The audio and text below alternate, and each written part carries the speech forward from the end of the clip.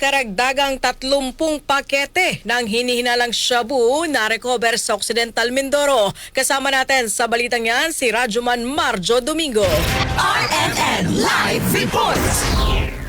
Karagdagang 30 pakete ng hinihinalang shabu ang na-recover malapit sa lugar kung saan nakuha ang bilyong pisong halaga rin na nasabing hinihinalang droga sa Occidental Mindoro. Nabatid na 43 na mga sako ang na-recover ng militar mula sa isang malaking speedboat na sumagtad sa tabing dagat ng Barangay Harrison sa Paluan.